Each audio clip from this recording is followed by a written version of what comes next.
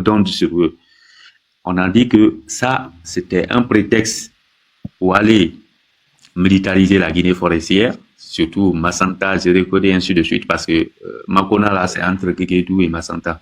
Mais en priorité, ça, c'est pas pour aller... Ça place, c'est pas pas bien, 30 secondes. On est dans un débat. Donc, aujourd'hui, il y a un monsieur qui m'a écrit là, il me dit, il n'y a rien de comédie, il se débarrasse du Bata. Quand le Bata va, il va plus revenir. Ça, je viens de recevoir ça au moment où ils commençaient leur comédie là, quoi. Donc, vous savez, en Guinée, je vous explique, le groupement d'élite, le premier, le plus craint, c'était ceux de Sadiba. Doumbouya a tout fait pour les délocaliser là-bas, à Soronkoni. Maintenant, après ça, c'est le Bata. Après ça, c'est les commandos chinois. Alors, le monsieur, il sait que les gens, ils sont pas prêts à le servir. Et je vais profiter de l'occasion parler d'une histoire que vous allez comprendre aujourd'hui. Certainement, demain, je vais publier parce que parmi les militaires assassinés, il y a un qui était là, qui était plus coriace, en fait. Mais Doumbouya est parvenu à éliminer le monsieur de la façon la plus discrète. Quand son ami m'a expliqué, j'ai eu les larmes aux yeux. Vous avez entendu un monsieur appelé le lieutenant Bala Keïta. Ce Bala Keïta, lieutenant, était d'abord le garde-corps de Woyé, le ministre Woyé. Et ensuite, là où il est resté pour être assassiné, il était le chef des gardes de Guico Press à Kabelin ici. Alors, que s'est-il passé? Quand Mamadi Doumbouya n'était pas aux affaires, quand il partait à Kindia, il se promenait avec Bala Keïta. Il sait que le gars est plus, tu le vois, il est costaud. Demain, je vais publier ça parce que les histoires pathétiques vont commencer. C'est une histoire pathétique. Alors, quand il partait à Kindia, tout le temps, le gars est plus bien arrêté que Hugo. Vous allez voir, je n'ai pas la photo entière. Ils ont tout fait. C'est la photo qui est pendue dans sa maison là. Ils ont coupé la partie parce qu'il est avec la famille. Et je pense que vous avez suivi une fois, Agile King avait fait sortir que Bala Keïta est arrêté avec un certain lieutenant Sekou Sila du Bata. Donc, c'est les gens, après lui venaient maintenant les Alphonse qui sont là. Donc, après, vous avez vu Suleiman Condé des États-Unis dire qu'il y a 37 militaires qui ont été exécutés du côté de Kassa, dont il a beaucoup appuyé sur le nom Bala Keïta et un certain Alseni Kamara alias Poutine. Alors, ce Bala Keïta, je vous explique, et tous les militaires qui vont écouter ici, ils doivent expliquer avec la plus grande attention. Qu'est-ce que Mamadi a fait? Dans un premier temps, il est allé au Bata, ils ont envoyé des émissaires, accusé le monsieur pour ne rien. Après, il est venu voir le monsieur physiquement, il dit non, tu sais, les gens veulent se mettre entre nous, c'est comme ça, c'est comme ça. Il a présenté des excuses. Le gars a accepté. Quand il est allé menacer le gars, puisque à seul, on ne peut pas lutter contre tout un groupe, le gars a replié. Le gars, il s'est absenté, d'autres disaient qu'il est allé en Sierra Leone, d'autres au Libéria. Après, il a tout fait rentrer en contact avec le monsieur. Le monsieur est revenu. Alors, quelle stratégie ils ont pour traquer les militaires les plus influents? Vous savez, nos militaires de l'armée régulière sont devenus très pauvres, en fait, parce que ils sont surplombés par les éléments des EFS. Alors, ils ont des émissaires ailleurs. Ils vont tout faire. Un monsieur va rentrer en contact avec Bala Keïta. Un monsieur qui réside aux États-Unis. Il y a d'autres qui sont en France, ainsi de suite. Celui des États-Unis va contacter ce Bala Keïta, lui dire, bon, dans le Bata, tout le monde parle de toi. Ce qu'on va faire, c'est que je veux que tu m'aides à débarrasser le pays de ce mouton politique-là. Alors, Bala va dire, ah, c'est comme il dit, non, bon, tu sais, nous tous, excusez-moi des expressions, je traduis littéralement ce qu'on m'a dit, pour ne pas dire que je suis. Le gars, c'est un certain Condé, d'autres disent que c'est un certain Sako, mais ce qui est Condé, la version Condé est sûre. Donc, c'est un monsieur qui est là-bas. Et le gars lui dit, nous sommes tous des malinqués, le gars là ne fait rien, Bala Keïta, c'est un malinqué, il lui dit, donc, je veux trouver un moyen. Si c'est l'argent, ne t'inquiète pas, l'argent est là, beaucoup. Donc, le gars, il m'a fait foutaise. J'étais avec lui là-bas, donc il m'a fait foutaise. C'est nous qui avons financé son affaire là. Il a refusé maintenant de respecter ses engagements, donc il faut le taper. Le gars lui a dit, il va respecter ses engagements, donc il faut le taper. Ça trouvait que les 2 ans donnés par Mamadi Doumbouya n'étaient pas encore expirés. Donc, Bala Keïta, vous avez vu dans ce que j'ai dit, il a été enlevé, ça c'était le 28 novembre 2023. De ce fait, le monsieur va lui dire, bon, Bala va un peu douter. Il va un peu douter, parce que celui qui m'expliquait, c'est l'un de ses amis intimes, qui est assis avec sa femme quand je prenais le PV de sa disparition. Alors, le gars va douter, il dit à ses amis, ah, comment vous voyez ça? D'autres disent, bon, nous, quand même, s'il y a les moyens, on peut le faire. D'autres disent, c'est comme ça. Le gars, dans son deuxième temps, il revient. Quand il est revenu, il a déposé les billets de 200 € à gogo. Les billets de $100 à gogo. Quelque chose bon, il a dit premièrement que les 100 € et les 200 €, c'était 3,5 milliards et puis l'autre, c'était 2,5 milliards. Ça fait quelque chose de 6 milliards. Il a pris la vidéo, il a balancé au monsieur. Et un militaire qui n'est plus capable de recevoir sa dotation, maintenant, ils sont galérants, ils voient ça. Ça trouve que c'est Mamadi qui est en train d'envoyer l'argent aux États-Unis pour pouvoir tuer son ami, quoi. Vous suivez la procédure.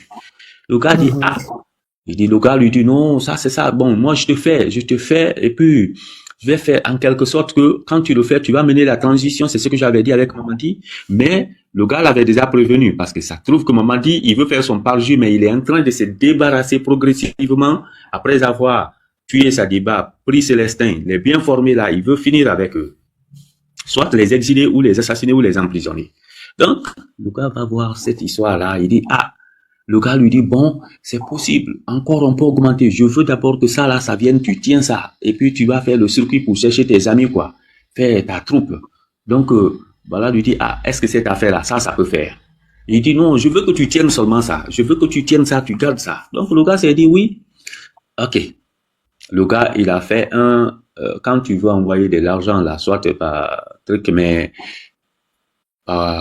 Western Union, comme ça, tu donnes le code, mais l'argent est passé par un truc là qu'on appelle Cash Money. Peut-être vous connaissez Cash Money en Guinée.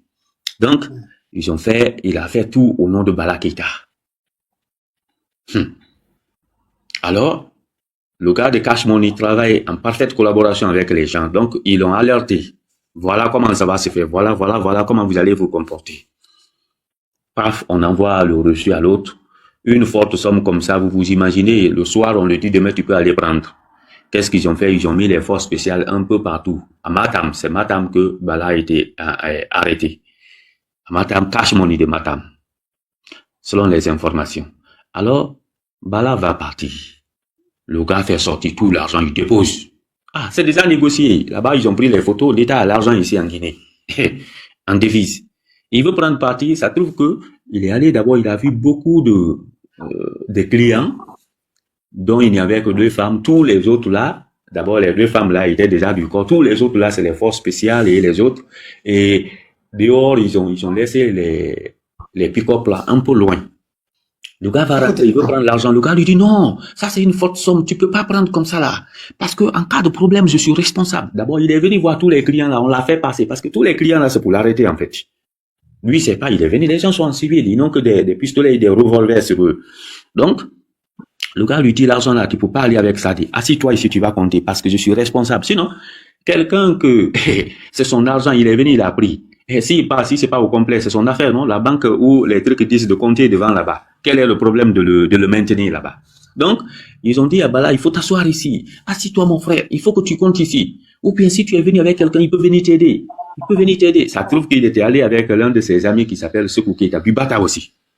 Donc, tout l'argent, là, commencé à compter ça un à un. On lui dit, bon, appelle au lieu de traîner. Si tu vois, il y a beaucoup de clients ici. Bon, on t'a fait ça parce qu'il y a le respect entre nous. C'est comme ça, c'est rentré ici, c'est sorti ici. Il appelle son ami. Les deux sont en train de compter. Tout le monde se lève là-bas. Tout le monde braque les revolvers sur eux. Vous êtes en arrestation. Bala Keïta arrêté. Bala Keïta conduit à la présidence. Bala Keïta à Kassa. Paf, c'est Aziz le King qui parle de Bala Keïta, sa mort. Paf, c'est Suleiman Condé qui parle de Bala Keïta. C'est exactement comme ça. Ils se sont débarrassés de ce Bala Keïta. Alors, après Bala Keïta, le Bata, il y a des trucs. Mamadi sait qu'en cas de problème ici, c'est le Bata. Toutes les petites provocations, on en avait en parlé. Donc, quand ça partait, un gars m'a écrit. Il me dit, au niveau Guy, il n'y a que de la comédie. Le gars a cherché tous les moyens de se débarrasser du Bata et il a trouvé l'opportunité. Quand ils vont descendre, personne ne va plus se retourner ici à Conakry. Le camp va assez rapide. C'est le message que j'ai reçu depuis vers 0h. Bon, nous sommes maintenant 0h encore, donc c'est hier à 0h que j'ai réussi ça. Et le matin, vous avez vu, le gars est parti montrer tout, une portion quoi. Ce n'est que du tape à l'œil. Une façon de se débarrasser définitivement du Bata. Donc, les meilleurs là, ce sont eux qu'on a mis dans la délégation. Monsieur Niveau. Avant d'aller sur l'autre sujet, s'il y a des trucs. Donc, tout ce que les gens pensent que c'est la portion de terre que Mamadi Doumbouya veut défendre, non, c'est pas une portion de terre. C'est un jeu. C'est déjà planifié. Si le Bata est là, le Bata dérange les gens qui sont là. Parce que vous avez vu, les forces spéciales, c'est des fusils automatiques. Les fusils manuels là, ils savent pas manipuler. C'est des gens qui ont fait 6 mois. 6 mois seulement. Ouais. Donc, face à ces gens-là, même s'ils sont désarmés, quand ils rentrent en contact avec eux, ils vont tous les ravager. Donc, voilà, tous ceux qui vont comme ça, là, c'est pas pour être patriote. Le jeu qui se passe là-bas, là, c'est un jeu pour pouvoir se débarrasser du Bata. S'il y a des questions avant de passer sur l'autre débat qu'on était. Moi, j'ai une seule question. Pitaka, tu peux m'accorder une chose. Il y avait Tola aussi qui a fait la même chose. Tout ce qu'on vient de dire maintenant, Tola même vient de même parler de la même chose. Et puis, dans son allocution, il a même confirmé ce que monsieur Onivogui vient de dire. Si vous n'êtes pas, ça ne cause pas de problème. Je vais jouer, vous allez entendre une partie. Ah, ok. Bon, écoutez. Voilà. Et faire une alerte à l'armée et à la population. Vous avez tous suivi tout à l'heure, sur le riz de Conakry, un embouteillage monstre d'abord qui s'est créé à Conakry. Et vous avez vu cette colonne de blindés ou cette colonne de militaires se dirigeant vers la frontière. D'abord, vous devez savoir que toutes ces villes frontalières ont déjà un camp. Farana a un camp militaire, Kindia qui fait frontière avec la Sierra Leone a un camp militaire, la Kisitougou a un camp militaire et pas un petit camp militaire. Guéguédou a un camp militaire, Zérekori a un camp militaire. Le temps que ferait cette colonne de Conakry pour être à Guéguédou est plus grand que si on disait les éléments du camp de Zérekori de quitter Zérekori. Zérekori, c'est un gouvernorat. Farana, c'est un gouvernorat. Kankan, c'est un gouvernorat. Nous avons les Rangers à Kankan.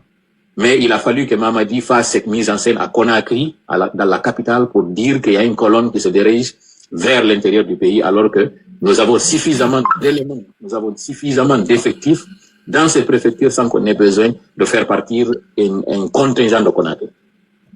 Surtout que demain, il y a une rencontre, il y a un sommet entre les membres, les chefs d'État du Manoriba, qui seront à Conakry. Demain matin, vous avez vu, ils annoncent, le 16 mars, il y a une rencontre. Donc, ce qui veut dire que tous les recours n'ont pas encore été épuisés pour qu'on dise que finalement, c'est inévitable, il y aura confrontation ou il y aura affrontement. Cette mise en scène, elle vise 2 ou 3 choses. La première, c'est d'abord pour se créer une certaine popularité au sein de l'opinion, pour faire croire qu'il est le sauveur, que sans lui, le pays va s'effondrer, et sachant qu'il n'a pas de popularité, pour que les citoyens disent qu'il est l'homme qu'il fallait, et pour une fois, nous allons donner raison à cet équipement ou à cet achat d'équipement que la Guinée avait raison de s'équiper parce que le pays pouvait être menacé. Ça, c'est le premier objectif visé par Mamadi en faisant cette mise en scène. Le deuxième objectif qui est visé par cette mise en scène, c'est pour éloigner des militaires susceptibles de lui être susceptibles de lui porter un coup en cas de soulèvement, parce qu'il voit que cette question de liquidité, cette crise de liquidité pourrait entraîner un soulèvement dans la capitale et dans le pays. Mais puisque l'élément nodal, c'est à Conakry, le pouvoir politique est à Conakry, il se dit qu'il faut profiter de cet événement pour éloigner des militaires capables de se rallier à la population si toutefois cette population décide de se révolter et de sortir dans les rues. Voilà pourquoi dans ce contingent, vous n'allez pas voir les forces spéciales, alors que les forces spéciales ont été créées pour ce genre d'événement. S'il y a une opération spéciale, ce sont les forces spéciales qui doivent intervenir. Comme une prise en otage, une question de terrorisme ou une incursion qui n'a pas été planifiée ou qui n'a pas été vue ou prévue, ce sont les forces spéciales qui doivent aller.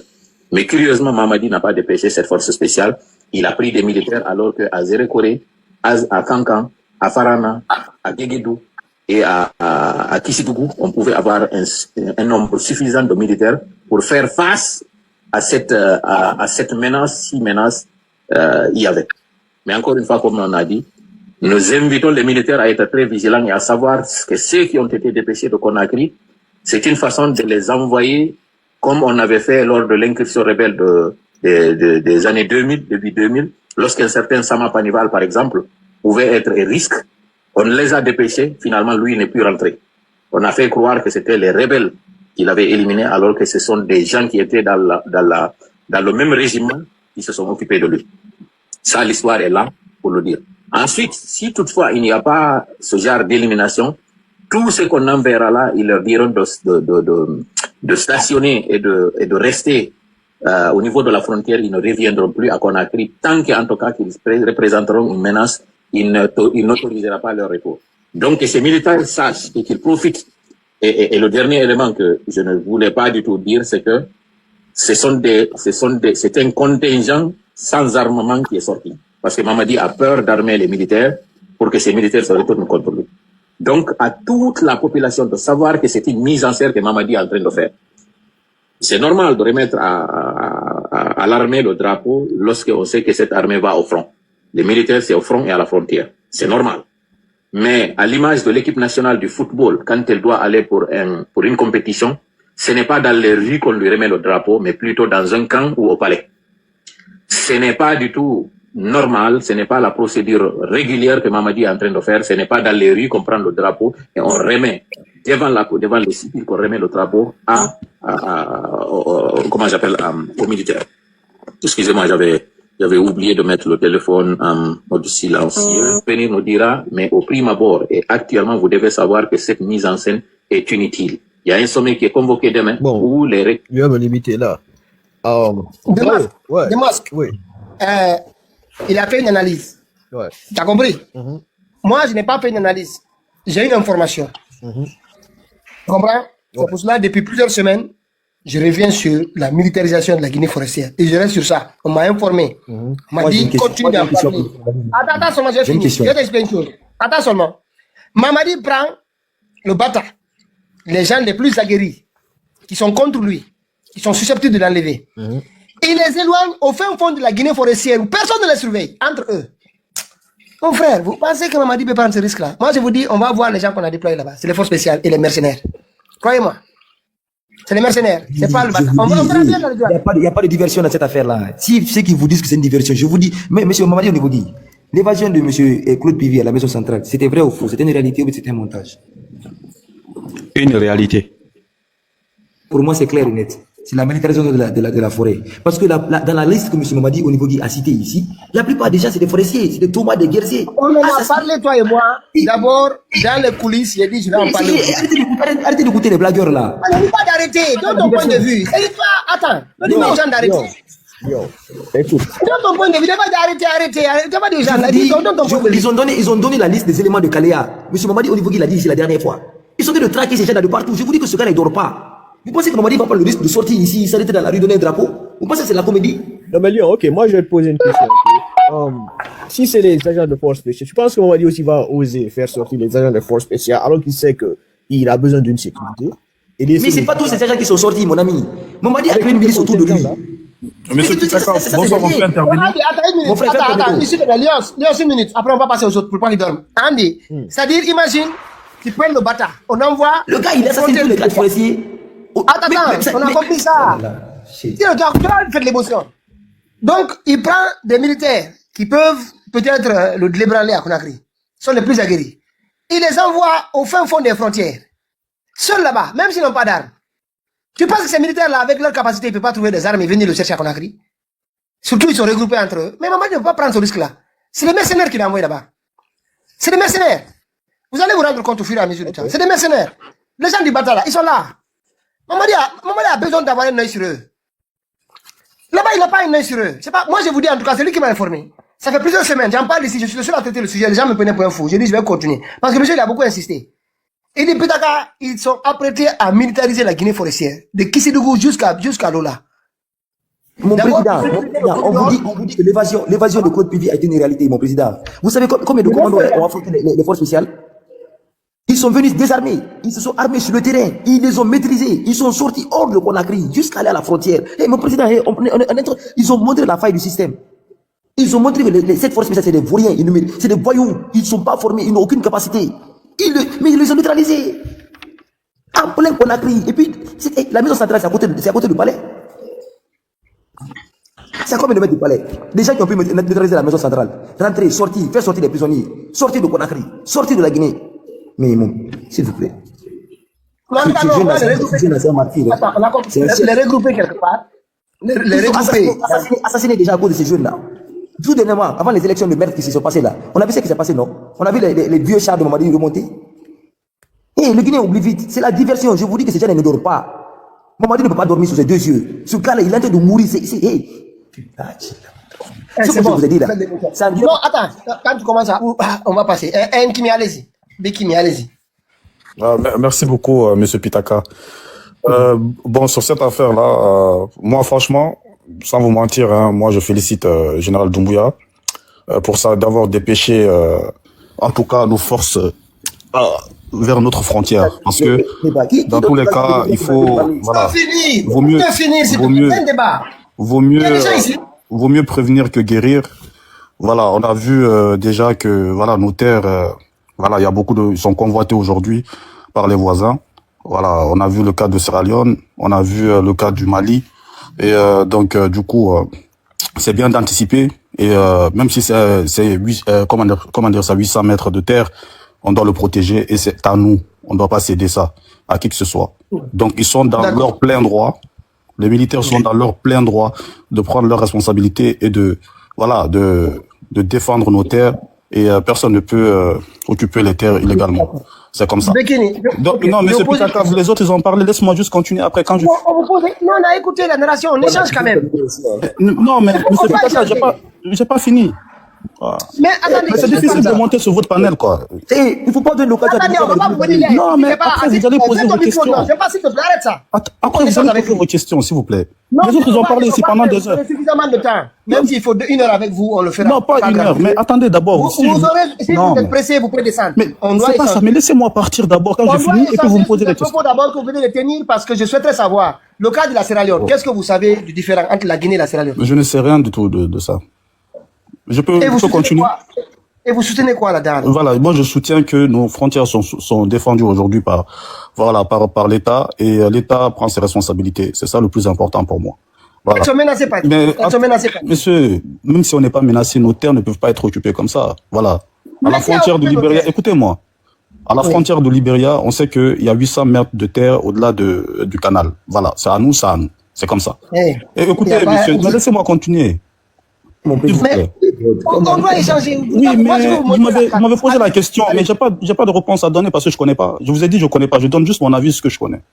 Mais ça dit vous soutenez Mamadi Doumbouya? Non, mais c'est pas ça. Je soutiens pas. On est libre. C'est la démocratie. Vous pouvez soutenir qui vous voulez. Je comprends, mais est-ce que vous savez pourquoi vous soutenez? Oui, je sais pourquoi je le soutiens. S'il te plaît, fais tomber un délion. Arrête ça quand même.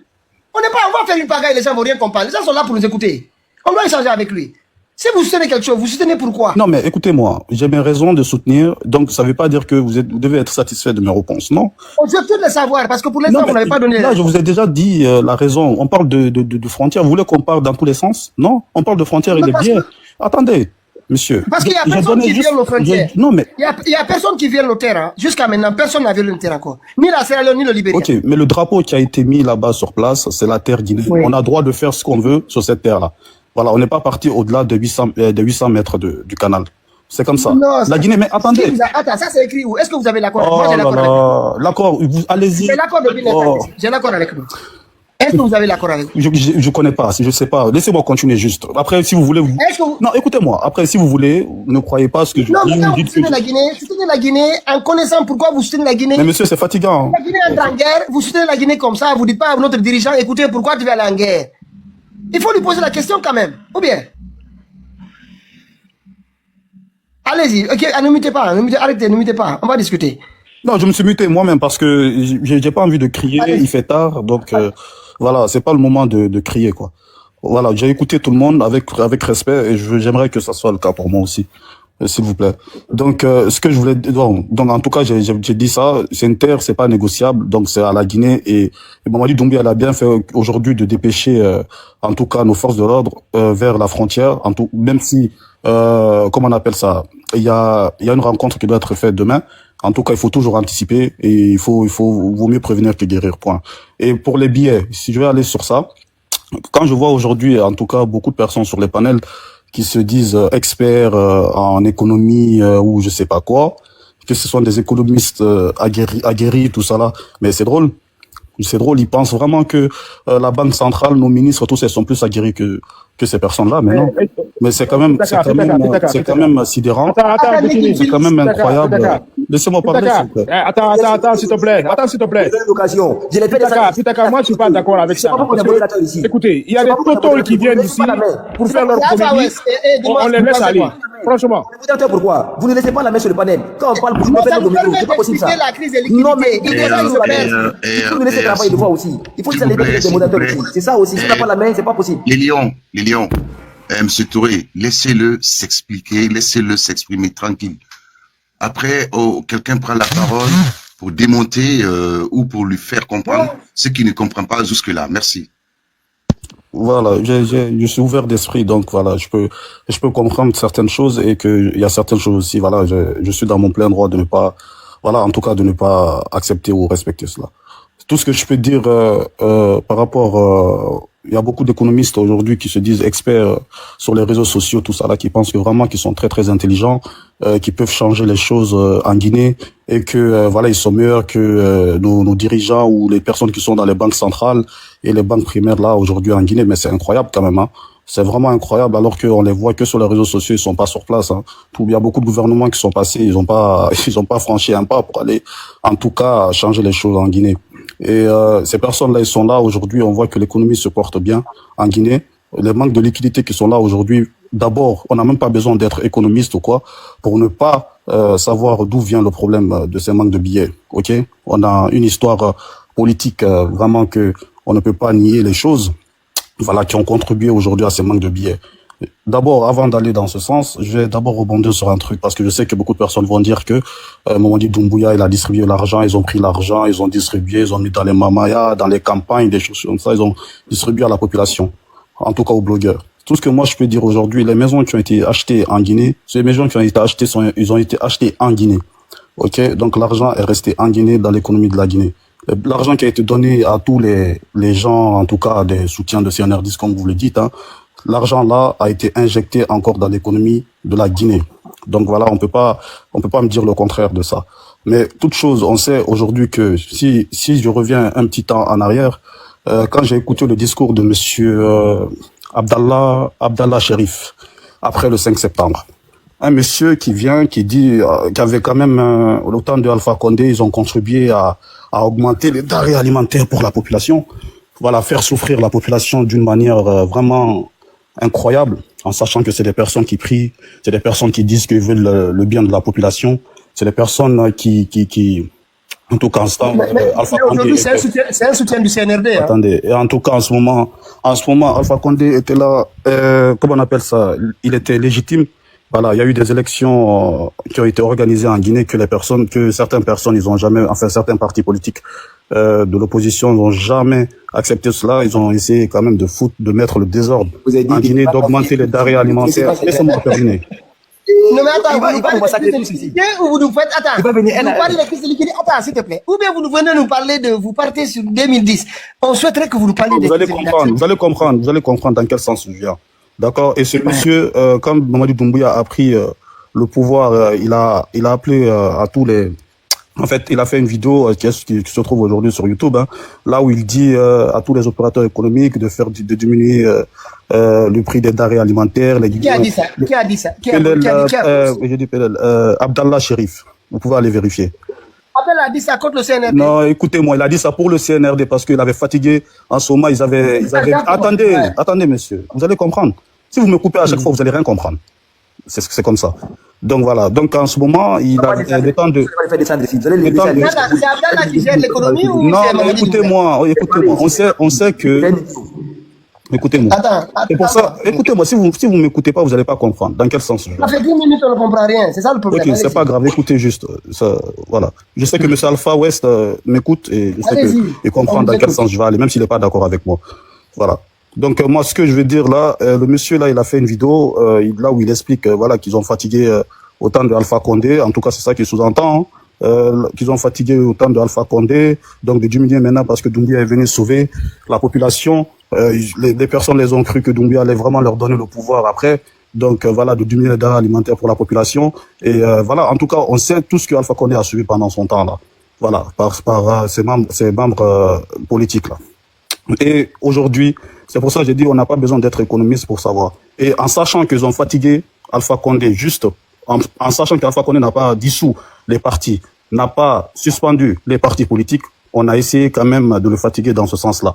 Et savoir que maintenant, Mamadi Doumbouya a suspendu les partis politiques et qu'il a fini par dissoudre les partis politiques, on n'a pas besoin d'être économiste pour dire que, en tout cas, un parti politique qui est majoritairement financé par des commerçants, tout ça là, qui puissent pas mettre leur plan là sur place pour anéantir ces populations, ce gouvernement là. Donc c'est ça la réalité. On peut pas. Quel est le plan? Quel est le plan?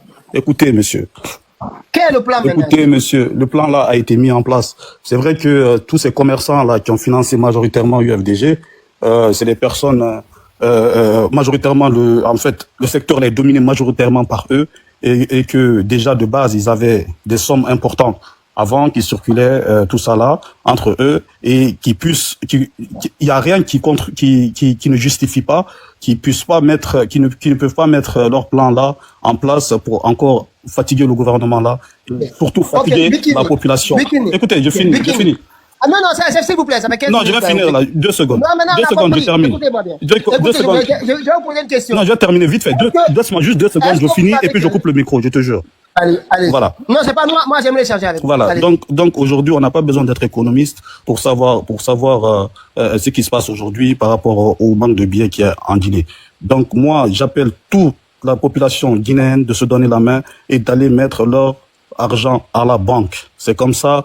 Faut pas qu'on anéantisse ce gouvernement. Ils sont là pour travailler pour nous. S'il te plaît. Donc continuons sur ce chemin-là. Maintenant, je vais t'expliquer, mais je vais te poser une question. Tu parles de l'argent caché. Est-ce que tu connais la fluctuation des importations guinéennes? Est-ce que ça diminue ou ça augmente? Les importations. Je connais pas, monsieur, vous pouvez. Alors ça augmente. Donc si les importations augmentent, ça veut dire que ces gens-là, ceux qui font du commerce, ils travaillent, ils continuent à importer et à vendre. Mais bien sûr, ça avec la banque, l'argent ne part pas à la banque. Où est le problème maintenant avec le reste de l'économie? C'est-à-dire, ils importent, ils vendent, rien n'a diminué. Si tu voyais que les importations avaient drastiquement diminué, tu allais peut-être dire, il y a des gens qui jouent des jeux. Mais là, les importations n'ont pas diminué. Cela signifie que les gens continuent encore. Ok, les personnes, attendez. Ça arrête ça. On va aller en un pour qu'ils comprennent, tu vois? Oui. Voilà, je voulais dire, les importations continuent, mais vous n'allez pas me dire que l'argent là n'est pas donné en fait, les denrées là ne sont pas achetés en devises. En tout cas, tout ce qui est acheté à l'extérieur, importé, sont achetés en devises. Écoutez-moi. Est-ce que vous savez que l'État sait comment sort et rentre l'argent? Est-ce que vous savez ça? Tout passe par la banque, tout passe par la douane. Entrée comme sortie. Entrée comme sortie. L'État est au courant. Je ne sais pas si une chose est sûre, l'argent guinéen est là. Et le plan qui a été mis, en tout cas, on a des preuves. Écoutez-moi, on a des preuves. Attendez. Vous pouvez dire, écoutez-moi, vous pouvez dire tout ce que vous voulez. Vous pouvez vouloir. Je ne dis pas, moi je vous donne des faits. Non, mais ce qu'elle fait. Les faits, c'est quoi? Mais les faits, vous prenez pas compte des réalités. Toi aussi, il faut qu'on échange avec des gens. Vous dites que les gens gardent l'argent. S'ils gardent l'argent, ils allaient cesser de faire des importations, continuer à faire des importations. Mais ils continuent encore à importer. Encore mieux que l'année dernière. Donc cela signifie que les activités continuent. Donc où est le problème ici? Dis-moi, où est le problème? Le problème, c'est que, comment dire ça, tous ces membres, tous ces commerçants qui sont aujourd'hui fâchés ou parce que les partis ont été dissous, voilà, qui pensent à la population guinéenne et qui lâchent les billets, qui vont déposer leurs billets à la banque, voilà, pour faire fonctionner ce gouvernement-là. Et là, c'est le seul truc que tu ne diras pas ici. Tu ne diras pas ça ici. Nous demandons à tous les Guinéens, à partir de maintenant, de ne plus déposer 1 franc à la banque. 1 franc. Vous boycottez les banques. Et ce n'est pas seulement le boycott. Ils sont en train d'inonder la Guinée de billets. Il y a des cargaisons qui sont aujourd'hui à Liège, en Belgique, qui sont en transit depuis la Roumanie, qui vont descendre à Conakry. Ils vont inonder pour nous dire qu'ils ont trouvé une solution à la crise de liquidité des billets là. Donc, s'il vous plaît, à partir de demain, tous ceux qui peuvent dire à leur famille, achetez des dollars, des devises, francs CFA, peu importe, achetez des devises. Si vous ne le faites pas dans les mois à venir là, vous allez voir la crise qui va vous frapper. Vous allez vous retrouver avec un papier qui ne vaut rien du tout. La façon dont il continue. Allez-y, M. Nupogui, si vous voulez prendre la parole. Ou bien occupé. Donc, Pitaka, il fallait demander à M. Nimi là. Il dit qu'il n'y a pas de crise de liquidité. C'est ce qu'il a dit ou quoi? Non, il dit que la crise existe, mais c'est les gens de Madina, les Abdallah. Non, j'ai jamais dit les gens de Madina. Hein. J'ai jamais les Abdallah, ou bien? J'ai jamais dit. Écoutez-moi. Ouais. Les personnes qui ont financé majoritairement UFDG ne se concentrent pas qu'à Conakry ou à Madina. Ok. Attendez. Qui sont ces personnes-là? Attends, vous accusez les... Attends. Qui sont ces personnes? Attendez. Seulement, qui sont ces personnes-là? Attendez, on sait majoritairement ce domaine-là est comment dire ça, est dominé par quel membre politique, enfin. De toute façon, vous avez compris ce que je veux dire, donc. J'ai bien compris, monsieur. Parlez, s'il vous plaît. Non. Calmez-vous, pardon. Il va parler. Et attends, mon frère, il faut lever la langue. Écoutez-moi. La langue, ne vous laissez pas parler. À chaque fois, si vous me coupez, après, j'arrive pas à parler. Mais qui sont ces personnes-là? En tout, vous nous dites, vous nous accusez de les connaître. C'est une réalité. On ne les connaît pas. C'est une réalité. Les partis politiques, là, ont été financés majoritairement par ces commerçants. Voilà. Quels commerçants? Lesquels? Les commerçants. De d'où? De quelle ville? De quel quartier? Attendez, de quel quartier? Ben écoute, je vais pas te dire. Écoute, le commerce. Écoute-moi, le commerce ne s'arrête pas que dans un quartier. Le commerce. Attendez-moi. Les partis politiques là sont financés majoritairement par ces commerçants, mais faut pas croire, hein, toutes les personnes qui adhèrent à ces partis politiques là se centrent pas qu'à Conakry. Voilà, c'est ça la vérité. Ils ne se centrent pas qu'à Conakry, c'est un peu partout dans le pays. Donc voilà, c'est ça la réalité. Donc on ne peut pas se dire aujourd'hui de détacher ça. Écoutez-moi, les personnes qui ont investi dans donc pendant 5 ans, Mamadi est à la tête de la Guinée. Non, mais la crise politique... Écoute-moi là. Non, mais c'est incroyable. C'est l'UFDG qui dirige l'économie de la Guinée. Non, écoute-moi, cette crise, comment on appelle ça, de biais, là, n'a pas commencé maintenant. Ça fait presque 1 an que, voilà, ça a commencé. Voilà. Qu'est-ce qu'il a proposé? Écoute-moi, mais parce que Doumbouya avait donné déjà, il dit le 31 décembre, il allait partir. Et que aujourd'hui, écoute-moi, il avait dit que le 31 décembre, il allait partir. Et tout le monde sait que voilà, il n'est pas parti, il y a eu des frustrés. Voilà, il y a eu des gens, voilà, qui n'ont pas aimé ça, et aujourd'hui, qui veulent se venger d'une manière, mais ceux qui doivent comprendre, mais écoutez-moi. Lesquels? Mais comment ça, lesquels? Les partis politiques, des opposants. Lesquels? Et des opposants.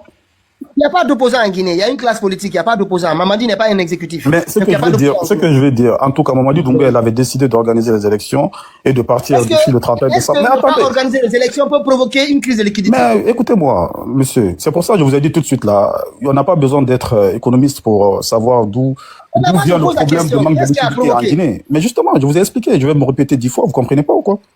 Non, vous accusez, vous dites c'est des gens là qui l'ont fait, mais comment? J'ai dit les membres de ces partis politiques là, c'est pas seulement un seul parti politique qui a été dissous en Guinée. Maintenant, les membres de ces partis-là, comment ils ont fait techniquement pour mais je vous ai donné un exemple de monsieur, comment on appelle ça, monsieur Abdallah Chérif. Après, vous allez écouter. Oui. Ou bien si vous voulez, vous pouvez aller maintenant. Vous mettez sur, on va écouter tout. Je connais. Non, on va écouter ensemble. Il a diminué les prix, non? Est-ce que diminuer les prix on va écouter ensemble. On va écouter ensemble tout ce qu'il va dire. On n'a pas besoin de rejouer ce. On n'écoute pas. Je vous dis maintenant, est-ce que diminuer les prix, est-ce que diminuer les prix peut entraîner une crise de liquidité? Écoutez-moi, ça n'a rien à voir parce que, attendez. C'est ça que je vous ai expliqué. Je vous ai expliqué ce contexte-là parce que on voulait fatiguer un président qui était là légitimement, mais qui n'a pas. Mais laissez-moi terminer. Je vous ai expliqué ça dans le contexte d'un président qui était élu légitimement et qui n'a pas supprimé tous ces, comment on appelle ça, tous ces partis politiques-là. Donc voilà. Mais écoutez-moi.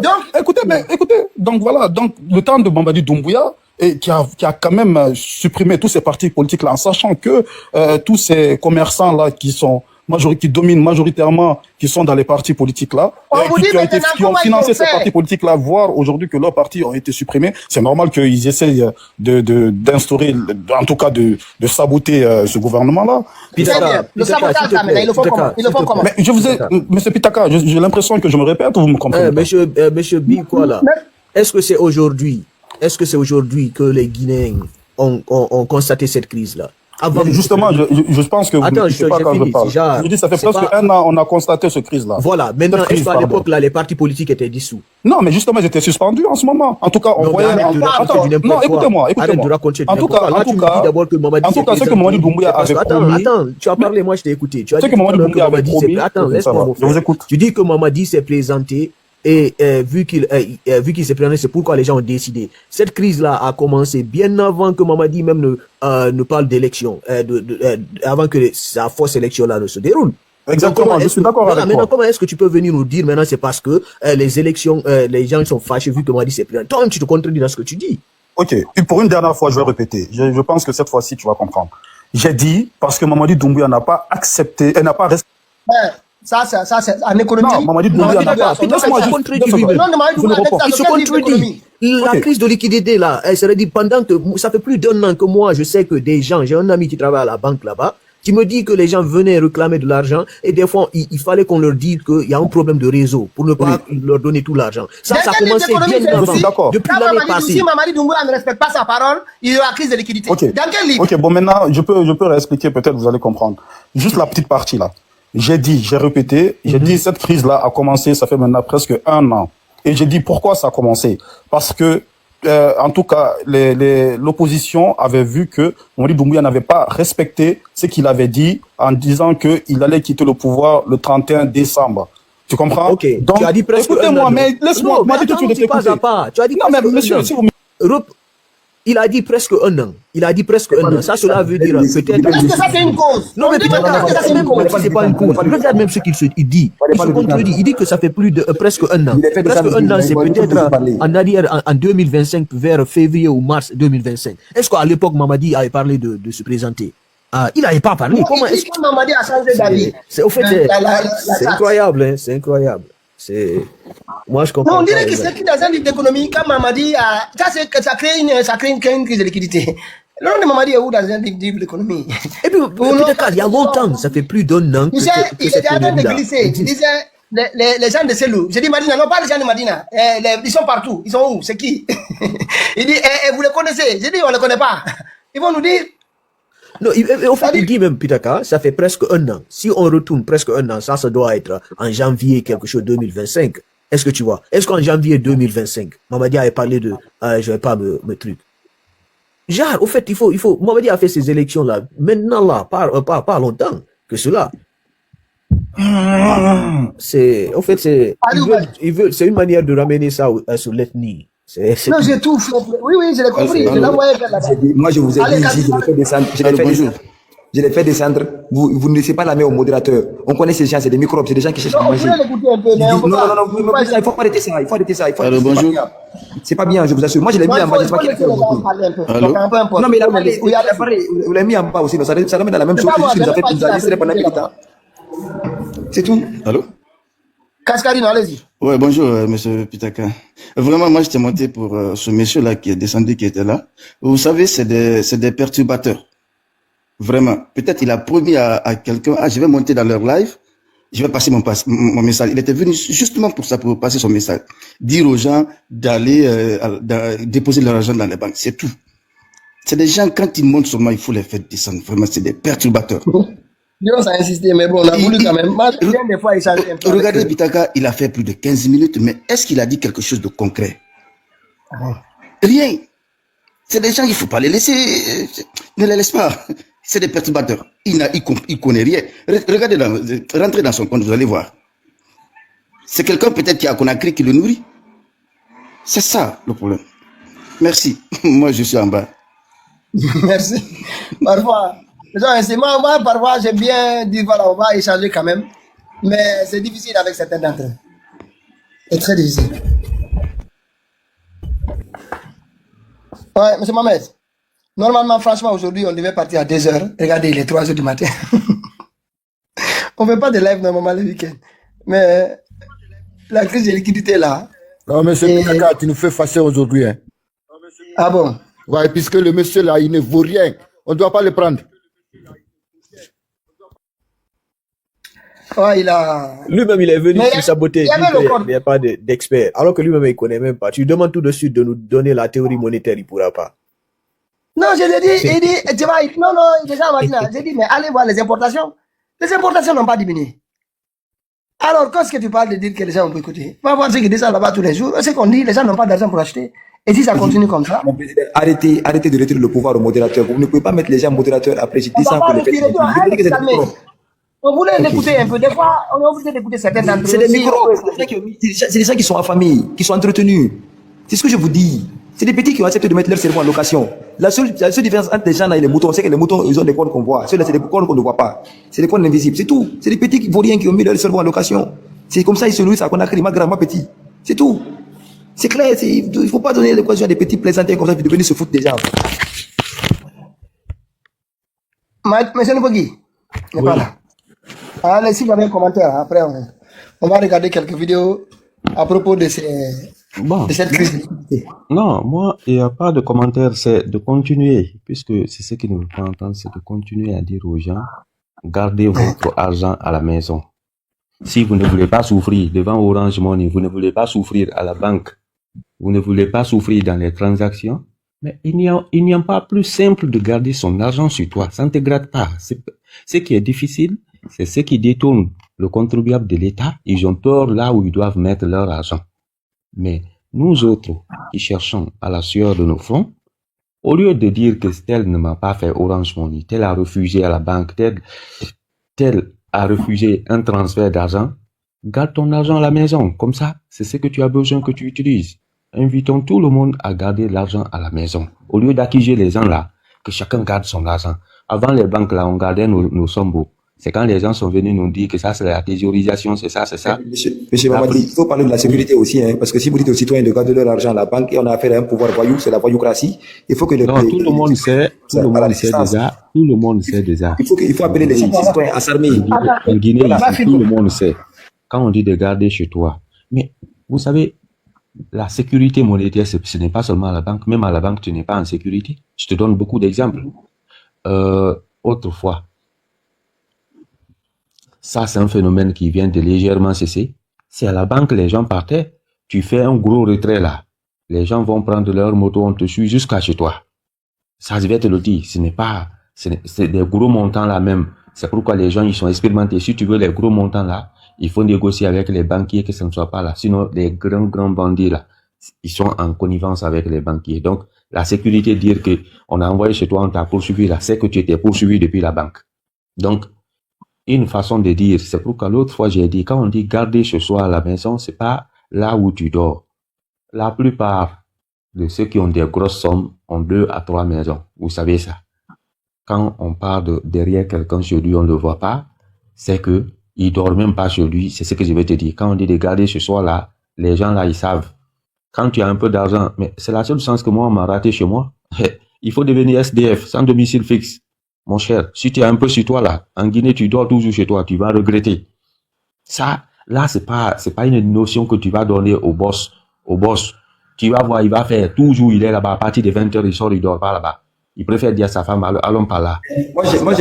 Même si tu es un gardien, c'est pas rassurant. C'est pas rassurant de rester toujours chez toi. Ton seul gardien là ne peut pas lutter contre une bande armée. Est-ce que tu comprends?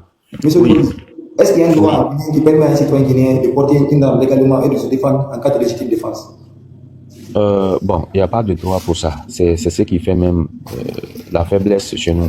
Je crois que le peuple doit passer à la résistance alors. Parce que ce qui se passe dans ce pays, là, moi, en Guinée, si je suis en Guinée, je vais me... Mais Ousmane Gawal qui était là, il a toujours demandé à ceux qui étaient là, il a toujours traîné là-bas au CNT, ils n'ont jamais réglé ça. Si on règle ça, je pense que tout ce qui se passe dans le pays, ce serait fini. Voilà. J'ai dit, je pense qu'on doit faire voter ce genre de loi-là. Qui va le faire voter? Mais on va passer, le prochain président démocratiquement élu de ce pays, va faire passer cette loi. Pour que les Guinéens puissent se solidaires. C'est pas CNT quand même. C'est très important. Non, c'est pas CNT. On parle pas de cela, nous on parle de voyous, c'est pas des voyous là. Je parle du prochain président démocratiquement élu. Vous savez, moi, ce que je vais dire à tout le monde, pourquoi je vous demande de garder de l'argent? Attends, tu sais, Lyon, des fois quand il continue, juste pour qu'il aille jusqu'au bout, notamment au niveau de cette consigne-là, c'est qu'en Guinée, la loi bancaire, en cas de faillite d'une banque, le plafond de remboursement, c'est 50 millions. Si tu as 200 milliards là-bas, c'est ton problème. Je vous informe, hein. En cas de faillite bancaire, et c'est depuis 2018 qu'on a mis en place, c'est le président Alpha Condé d'ailleurs, Là aussi, hein. Souvent, il y a plein de choses qu'Alpha quand même a fait dans ce pays. Donc, il a mis en place le fonds de garantie des dépôts des établissements de crédit. C'est 50 millions qu'on doit rembourser. Ça, il faut tout le temps avoir ça dans votre tête. Hein. Voilà. 50 millions. Donc, voir l'état des banques aujourd'hui en Guinée, l'état de ces banques commerciales-là, je vous demande d'écouter vraiment le conseil de Mamadi Mbougué. Parce que c'est important. Sinon, vous risquez d'être des milliardaires en francs guinéens. Vous allez vous retrouver avec 50 000 francs. Et là aussi, après plusieurs années de procédure, parce que ils vont traîner les pas avec des avocats qui coûtent cher, et puis on va traîner les pas pendant 5 à 6 ans, avant de récupérer 50 000. Alors, allez-y, M. Onipogui, après on passe à la Et ils savent ça. Avec l'autre banque qui était même en faillite. Parfois même c'est 0 francs, mon frère. Ça, c'est les plus riches qui vont prendre un avocat pour pouvoir défendre ça. Et ceux qui n'ont pas l'argent là. Parce que, c'est-à-dire, quand cette crise va continuer, les banques là iront en faillite. C'est les conseils qu'on donne aux gens. Ces banques-là vont aller en faillite. Et que l'État est en train d'envoyer les banques en faillite. Dire qu'ils vont confectionner l'argent, les plans Xavier l'a envoyé. Mon frère, l'économie, ça se gère pas comme ça. Même si ça vient, n'importe comment, ça pourra pas gérer. Ça pourra pas gérer. Pas répartir. Donc, alors, le problème, c'est de dire, on insiste encore, si tu dois creuser, parce que les formes de thésaurisation existent longtemps. Au moment où les gens n'étaient pas comme ça, qu'est-ce que les gens faisaient? Tu pars dans ton petit champ ou dans ton chantier, toi seul, tu creuses là-bas, tu l'enterres seul. C'est toi qui es parti seul. Faut pas aller avec un chauffeur. Il y a des formes.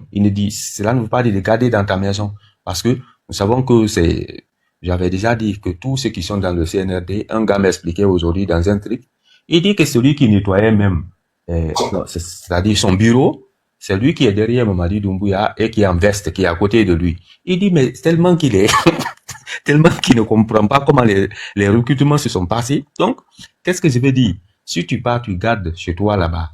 La plupart, Mamadi, pour que les gens lui soient loyaux, il a pris les petits vagabonds qui traînent dans les rues pour faire force spéciale. Donc, faut pas te surprendre. Vous avez vu la fille qui a été assassinée à Sik-Matina.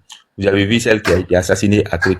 Tu sors avec un vieux, il prend poudre blanche là, il va te péter la cervelle. Alors, de ce fait, les formes de thésaurisation anciennement utilisées, les gens doivent utiliser. Si tu ne peux pas garder chez toi, va dans un lieu où toi seul tu connais, tu creuses, tu mets l'argent là-bas. Tu mets l'argent dans un plastique pour ne pas que ça se mouille. Il y a toutes les formes que les gens savaient en Afrique avant l'arrivée de la banque. L'Africain avait toujours su comment garder son argent.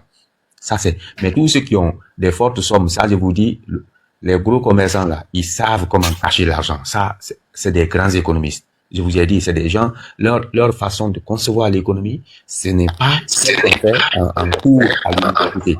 Ils t'expliquent, même si c'est en langue naturelle, tu vas comprendre, le gars, c'est pas pour ne rien. Dans n'importe quel domaine où tu dois exceller, tu dois avoir une maîtrise parfaite. C'est-à-dire, être illettré ne veut pas dire qu'on est analphabète. Ça, je parle ça de quelqu'un qui a fait une spécialité approfondie dans ça. Quand quelqu'un est illettré, il parle pas le français ou bien il parle pas l'anglais. Mais être analphabète, c'est quand tu es incapable de résoudre tes propres problèmes. Les commerçants là, ils sont beaucoup, tels qu'on les conseille, ils sont illettrés, mais quand ils t'expliquent en langue vernaculaire, de la manière dont ils gagnent son argent, mon frère, c'est des cours d'économie pour experts qui te disent.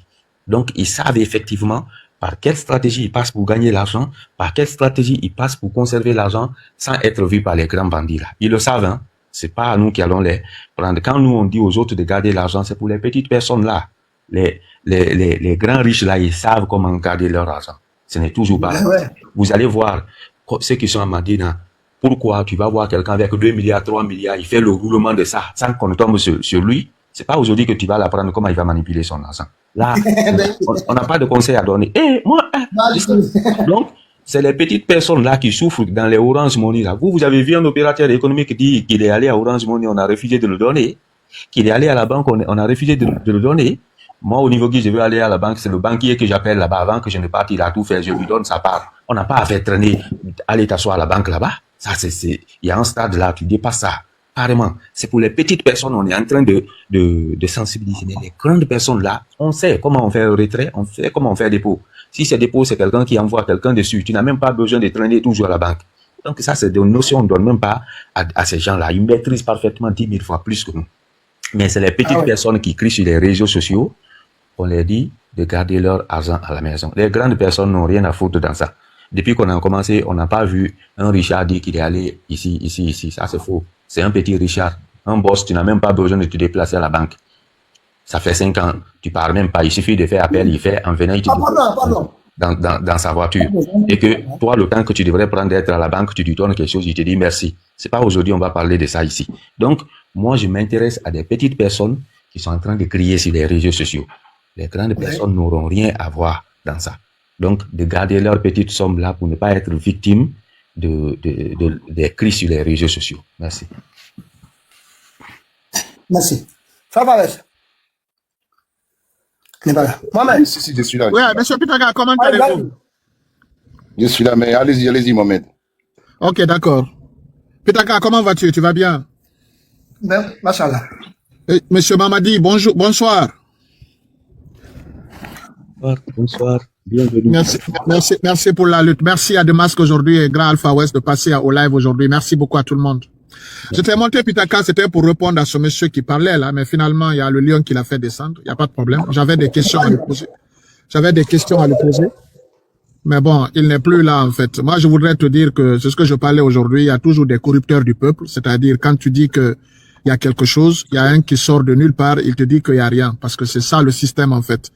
Donc, l'État a tous les moyens de prendre de l'argent, donner à des corrupteurs du peuple qui vont venir pour s'immiscer dans nos activités et puis ils vont te dire que, ben, écoute, ça, c'est pas vrai, et tu vas passer le temps à discuter avec eux, quoi. Donc, c'est de faire très attention, en fait.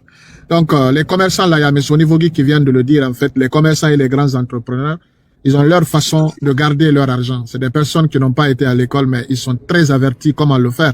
Et il est au courant tout de suite. J'ai entendu parler que l'argent va perdre la valeur, mais il est tellement au courant de ça que, en fait, son argent, il va même pas le garder en francs guinéens. Il y a des éléments que nous n'allons pas donner ici. Il y a l'or, il y a beaucoup de choses où il peut investir son argent, garder son argent en sécurité sans que quelqu'un ne puisse le faire. Donc, si on vit dans une économie incertaine, et que la question que je voulais poser à cette personne-là, les commerçants qui gardent leur argent là et les entrepreneurs, c'est leur argent ou bien c'est l'argent de l'État ou bien c'est l'argent des banques commerciales? C'est comme si tu dis, à Pitaka tout de suite que son salaire, il n'a pas le droit de garder chez lui. Mais c'est son salaire, il a travaillé de 8h à 17h, du premier mois, au premier jour au 30 du jour. Il avait déposé le timesheet qu'on appelle la fiche des temps. La ressource humaine lui a payé son argent, 3500 €. Et tu dis à Pitaka qu'il n'a pas le droit de garder. Tu dis à Pitaka, c'est parce que Pitaka est fâché contre Macron. C'est ce qui fait que Pitaka refuse d'envoyer son argent. Mais non, tu n'as pas d'argument. Moi, je voudrais que tu me dises que l'argent que le Pitaka a gardé là, est-ce que c'est de l'argent qui a été donné par le gouvernement? Moi, c'est ce que je voulais lui poser comme question. Deuxièmement, est-ce que c'est la Banque centrale qui a donné l'argent à ces commerçants-là? C'est eux qui ont cherché, ils ont investi, ils ont pris des crédits, ils ont eu leur marché. Donc, s'ils trouvent qu'il n'y a pas de certitude dans l'économie guinéenne, ben écoute, ils ne peuvent pas déposer leur argent. Parce que en fait, les commerçants là n'ont aucun problème avec la banque centrale. Ça, je vais te le dire aujourd'hui. Hein.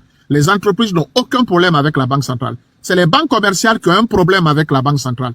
Et puisque les clients sont liés aux banques commerciales, donc indirectement aussi, les clients ont eu des problèmes avec l'autre. Parce que les deux sont en train de se battre. C'est-à-dire les deux n'ont pas de confiance. Quand l'autre dépose de l'argent dans son compte bancaire à la banque centrale bouffe cet argent. Quand il y a les réserves obligatoires, il bouffe. Quand il y a des demandes, il ne donne pas. Donc, qu'est-ce que lui aussi il fait? Ben écoute, il ne met pas à la disposition de ces grands commerçants-là tous leurs fonds. Quand 4-5 commerçants déposent 100 milliards de francs guinéens, dans ces 100 milliards, ça fait 4 personnes, ça fait 400 milliards. Il prend 100 milliards seulement, il met à la disposition de ces commerçants-là. Il garde les 300 milliards à la banque commerciale parce qu'il ne veut pas aller en faillite. Maintenant, les commerçants ont vu qu'il y a une rétention de biens au niveau des banques. Donc, il se dit, ben écoute, l'argent ne va plus jamais aller là-bas tant qu'ils ne règlent pas leurs différends. Moi, je suis là, je garde mon argent. Voilà ce qui se passe en fait dans ce pays-là. Et personne n'est responsable de cette situation si ce n'est pas la Banque centrale. Donc, pour nous répondre encore, pour nous dire qu'on s'en fout de ce que nous sommes en train de faire, ben écoute, ils ont reconduit la personne qui a créé la crise. Ben écoute, voilà, c'est tout. Ils ont reconduit pour dire que mais si vous vous battez là-bas, que vous avez des problèmes, nous, on s'en fout de ça. Nous, on a un agenda. Voilà, tout va bien. Nous, ça va. Tout va bien. Maintenant, j'ai vu que qu'il y a une notation qui est venue en Guinée que c'est positif. Moi, je voulais poser la question. Si c'est positif, pourquoi tu as une crise de biais? Parce qu'une crise de biais, déjà, c'est une autre crise. Alors, pourquoi l'entreprise qui doit noter les gens n'a pas noté ça? Tu dis que tout est positif. Voilà, tout est positif. C'est des perspectives incertaines. Voilà. Donc, moi, je pense que le gouvernement guinéen est en train de, en fait, d'asseoir une économie sur des revenus aléatoires, c'est-à-dire des revenus qui ne sont pas encore certains qu'ils doivent venir. C'est-à-dire, ils vont faire un budget de prévision. On dit, bon, la banque doit nous financer, par exemple, 80 000 euros, toi et moi. Maintenant, qu'est-ce qu'on fait?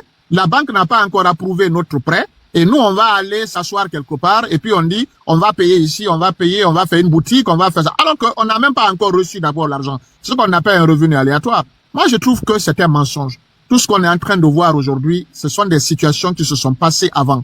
C'est-à-dire des gens qui arrivent et qui ne pensent pas à la situation de la République de Guinée. Sinon, moi, je ne peux pas comprendre qu'une petite crise, tu n'arrives pas à gérer cela. Et moi, tu me dis que tu vas gérer des actions beaucoup plus macroéconomiques. Ça, c'est un premier aspect. Un deuxième aspect, il y avait tellement de Simandou, mais je n'entends plus parler maintenant. Moi, je comprends plus rien, Pitaka. Ou bien toi-même, c'est pas qu'est-ce que tu en penses. Voilà, je n'entends plus parler parce qu'il y a tellement de publicité dans cette affaire que maintenant, je ne comprends plus rien. Et je n'entends pas, je ne vois pas quelqu'un en parler. Même l'usine des voitures, hein. Mais bon, l'usine des voitures quand même, ils sortent les productions pendant la nuit.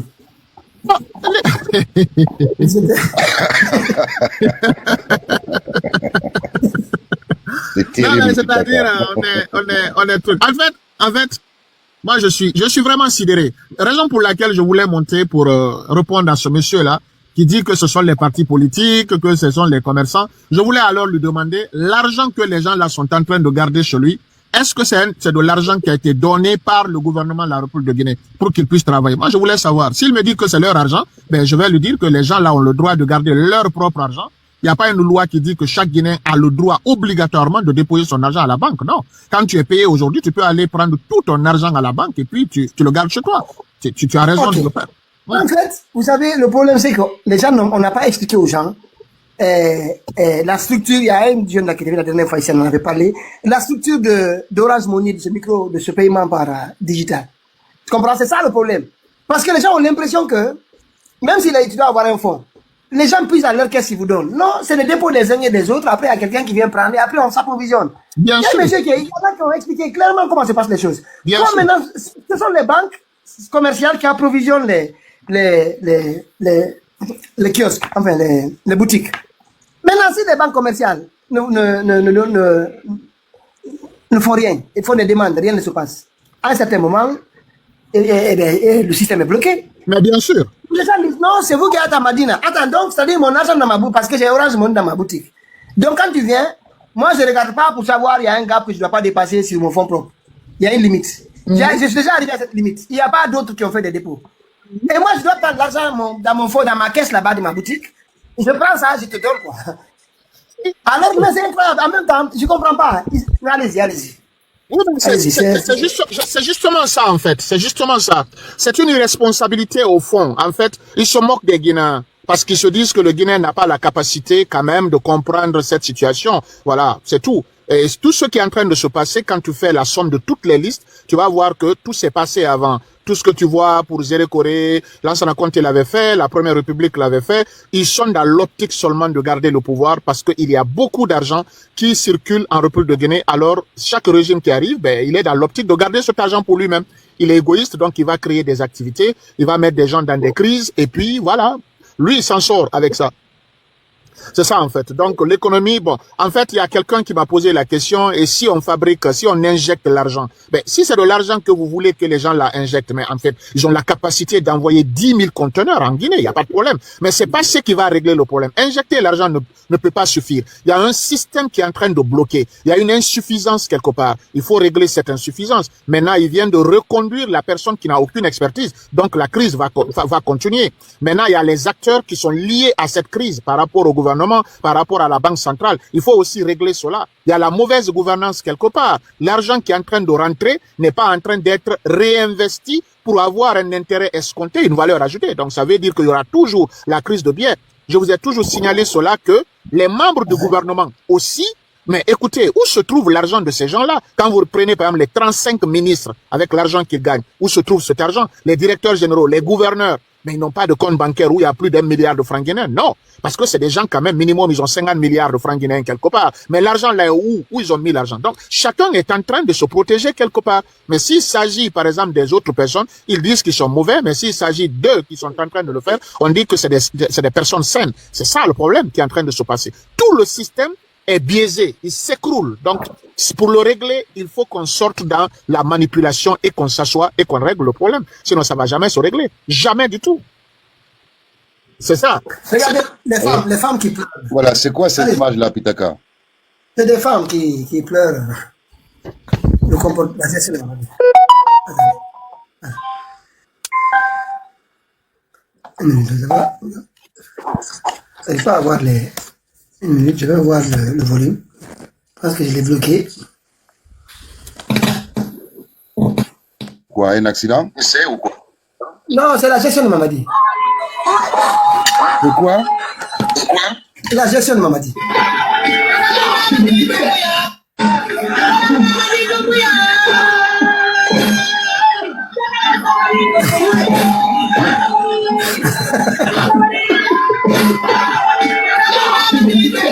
C'est des commerçants. Il n'y a plus à manger, les marchés sont fermés, il n'y a plus rien dans le pays, il n'y a pas de crise de liquidité. Donc, les femmes ont commencé à tomber dans la rue et pleurer. C'est des commerçants. Est-ce que cela t'étonne? Non, pas du tout. Pas du tout, parce que le Guinéen est devenu maintenant un comédien. Ça fait combien de temps nous pleurons? Combien de temps nous disons c'est pas bon? La première république, c'était la même chose. La deuxième, c'est la même chose. Le Guinéen refuse de prendre ses responsabilités. Moi, j'ai l'impression qu'il aime bien sa situation. Maintenant, disons tout de suite, quand le CNRD va quitter le pouvoir, un autre va venir, parce que nous aimons laisser, on va dire, bon, le CMD aussi va venir. Quand un autre pouvoir qui s'appelle CMD va venir, il va encore se comporter de la même façon. Parce que le Guinéen aime dans cette situation-là. Sinon, dans chaque famille, il y a quand même un responsable. Si nous tous, nous regroupons quelque part, on dit, ben écoute, on ne veut plus pleurer, mais les choses vont s'arrêter. C'est tout. Ben, mais le Guinéen aime ce genre de choses, cette démagogie. On aime ça. Oui, mais les femmes là, elles sont perdues, hein. Moi, je pense, hein.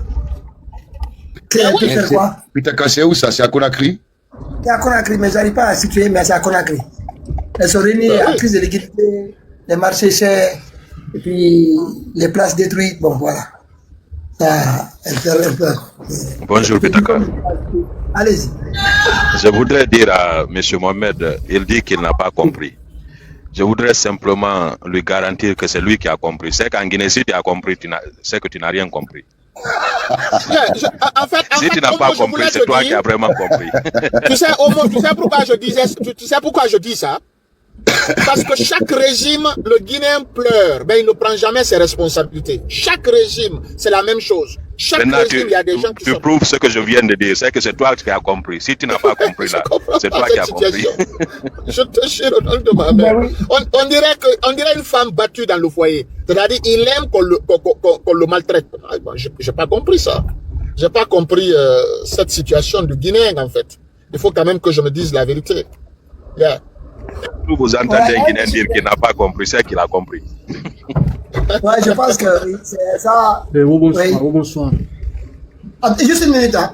On va juste écouter ce monsieur-là qui parle de la cause. On va écouter juste un peu. Le premier aspect, c'est un constat amer que j'ai fait. Quel est ce constat? Depuis qu'on a fait le virement des militaires sur PK, et pourtant, quand on te vire sur PK, tu es obligé de transférer ton argent sur ton compte pour aller pour faire le retrait. Depuis lors, il y a eu problème d'espèces. Parce que quand on vire tous les militaires sur PK, et tous ceux-ci sont obligés de faire le retrait sur Orange Money ou sur Mobile Money. Raison pour laquelle il y a un problème d'espèces aujourd'hui. C'est le premier aspect. Deuxième aspect, les points de vente qui font le dépôt et le retrait, ils sont mal payés. La commission, elle est petite.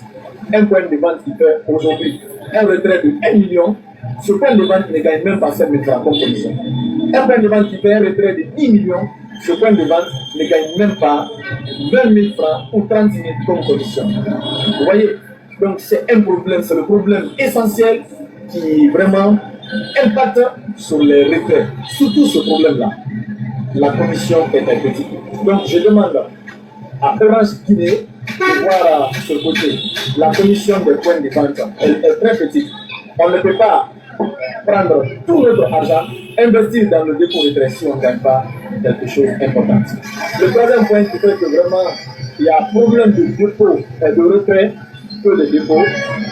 Il n'y a plus d'espèces. Il n'y a plus d'espèces. Aujourd'hui, même si tu pars dans les banques, pour retirer ton propre argent, c'est un problème. On te dit carrément, monsieur, il n'y a pas l'argent. Donc, s'il n'y a pas l'argent dans les banques, est-ce que nous, les points de vente, aurons de l'argent? Donc, voici le troisième point. C'est un problème d'espèce. Il n'y a pas d'espèce. Exactement. Par exemple, si je fais beaucoup de retraits, il y a beaucoup d'argent dans mon compte PDB, j'appelle mon fournisseur. Mon fournisseur vient prendre les idées, il part à la banque, il échange avec de l'espèce.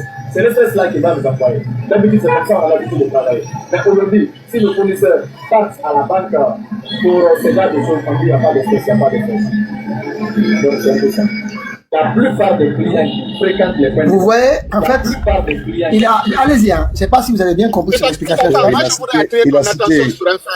Il a cité quelques éléments que nous, on ignorait quand même. Le fait qu'il y ait les militaires en Guinée, il y en a 40 000 ans.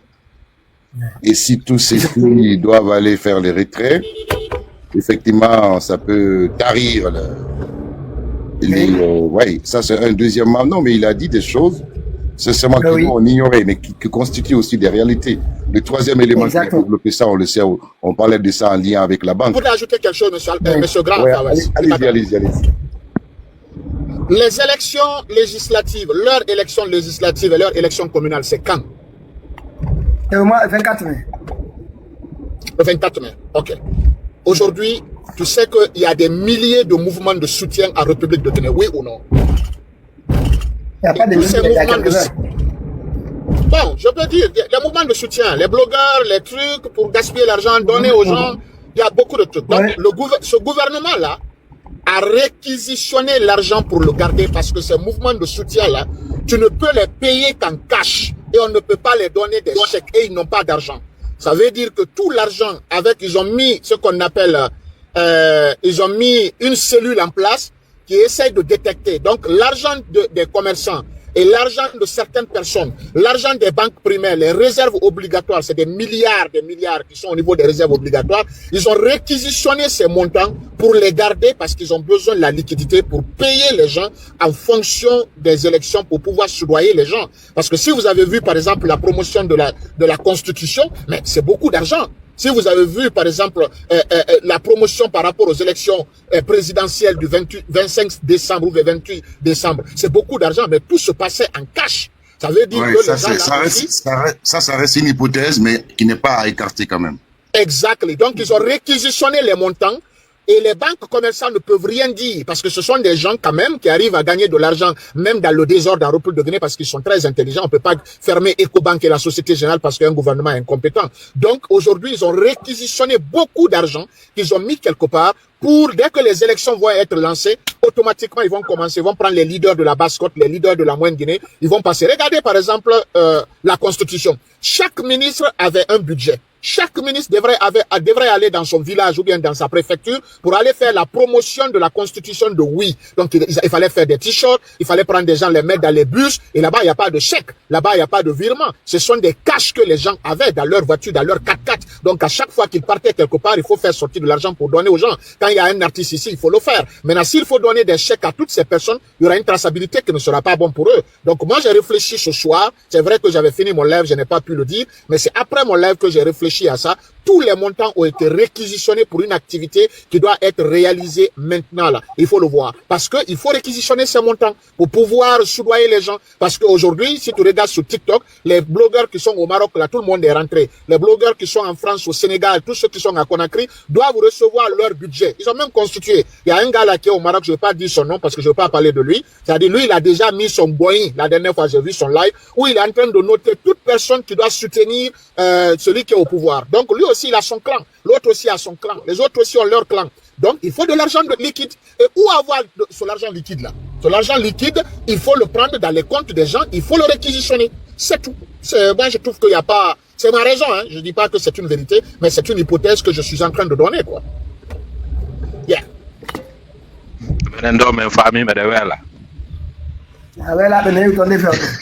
Moi, il y a un système que mon président, vous oubliez beaucoup. Moi, il faut qu'on passe ces lois-là en Guinée. Il faut que les citoyens guinéens puissent s'armer d'armes. Il faut qu'ils puissent avoir des formations pour se défendre, la légitime défense. Au Nigeria, ça se passe. Au Mali, ça se passe. Au Ghana, ça se passe. Pourquoi pas en Guinée? Il faut faire passer ces lois. Quand un pays est en danger à ce point, quand un président démocratique va venir dans ce pays, ça va passer. Parce qu'on va plus accepter ça dans ce pays.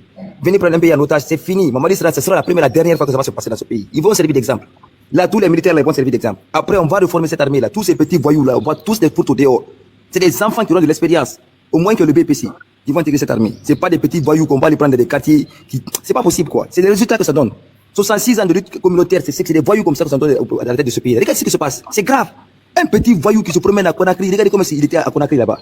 En plein centre-ville. De la comédie du parc. Mais ce pays il est foutu quoi. Ils massacrent qui ils veulent. Ils ont le droit de vie de mort quand ils veulent, comme ils veulent. Ils peuvent faire ce qu'ils veulent.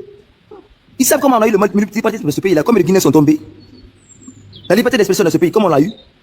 Mais des gens, ils viennent prendre un pays en otage, ils sont assis, ils font du... Mais ça veut dire quoi ça? On est dans quel pays? Faut qu'on se réveille. C'est clair et net, hein. Il y en a marre. Il y en a marre, il y en a marre. On en a jusqu'au cou. On ne peut pas laisser tomber des petits gamins comme ça venir prendre un pays en otage.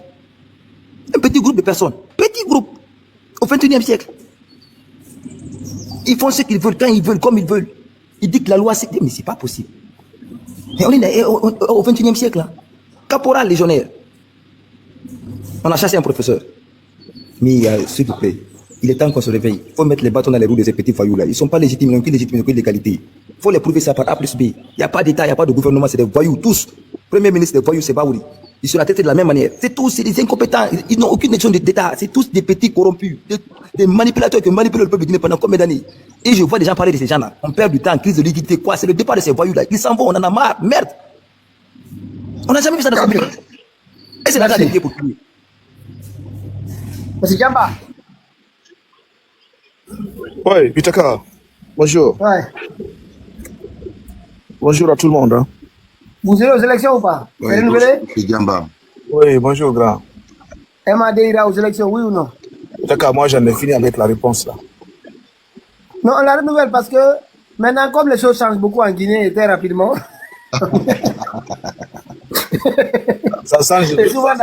et souvent dans l'urgence, donc. Ça change de moi. Moi, j'ai appris quelque chose hier de quelqu'un qui n'est même pas allé à l'école. Ça, c'est l'une des vérités crues et dures. Il dit que c'est en Guinée, seulement tu peux te coucher président le matin, tu te réveilles, tu es prisonnier. donc, il dit à Mamadi Doumbouya et son gouvernement de faire attention. Qu'un jour, ils vont aller au lit le matin, on va mettre une liste. Amadou Ouriba, président, tu trouves qu'il y a une note derrière lui. Donc, ce que tu as dit là, je confirme qu'en Guinée, ça change. Ça change très rapidement. Mais moi, la réponse là, je l'ai déjà donnée et je reste dessus. En tout cas, le 29 mars là, aujourd'hui nous sommes combien? Le 17 mai. Donc le 29 mars, Djenab va lire la liste des partis présents et candidats. Je ne sais pas pourquoi tu te stresses pour ça. Je demande parce que le modèle là, on ne comprend plus au niveau du modèle là-bas. Ça commence à danser des musiques un peu étranges. Donc il faut attendre le 29 mars, tu sauras. Parce que tu vas répondre, tu vas poser la question tous les jours jusqu'au 29 mars. En tout cas, on souhaiterait savoir. Le 29 mars, ceux qui se cachent là, le 29 mars, vous n'allez pas vous cacher. Parce que Zainab là, elle va, surtout s'il y a certains d'entre vous là-dedans, elle va sortir sa liste avec un grand sourire. Elle va commencer à lire la liste. Je pense que le 29, il y aura des chemins qui vont se séparer avec certains. Il y a d'autres aussi qui prient Dieu qu'on attrape les coutis avant le 29. Hein. Ils se disent, vous savez, il y a d'autres qui balancent. Pour eux, on va attacher les coutis avant le 29, ou bien il va passer avant le 29. Donc, ils sont dans le doute de moralité. Vous voyez un peu, c'est pas facile pour eux. La tension sur le terrain, mon président, il y a la tension. Thank you. Il y a une grande tension sur le terrain. Là, il flippe grave. Il flippe. Regardez-lui comment il était dans la rue. Regardez avec un petit pantalon, on dirait un petit vaurien, même des petits SDF en Europe, ils ne portent pas des pantalons comme ça. On dirait qu'ils sont des président. Hey, s'il vous plaît, vous, les petits ethnos du PDG là, envoyez-nous des bombes au moins. Sortez les intellectuels, nous n'avons pas des petits vauriens perdus, des petits délinquants de Cancan pour nous dire que c'est des présidents. S'il vous plaît, trouvez-nous quelque chose de bon. Au moins. Non, mais c'est vrai.